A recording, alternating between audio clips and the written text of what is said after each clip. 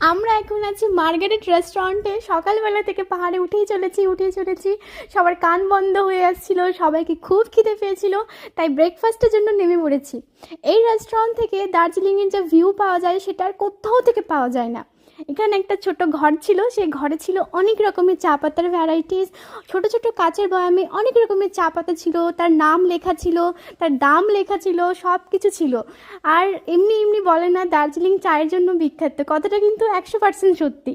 আমরা এখানে অর্ডার করেছিলাম sandwich, red sauce, white sauce, pasta. ঠিক ছিল, সব কিছুই ভালো ছিল, কিন্তু খাওয়াটা খুব একটা ভালো না। আর দাম হিসেবে খাওয়াটা খুব কিন্তু নিম্নমানের। এখানকার ভিউয়ের জন্য একমাত্র এত দাম সব কিছুর। এখানে সামান্য একটা জলের বোতলের দামও ছিল 300 টাকা। আর কি বলি, আমি এখানেই শেষ করলাম। দেখা হবে আমার আবার নেক্সট ভিডিওতে।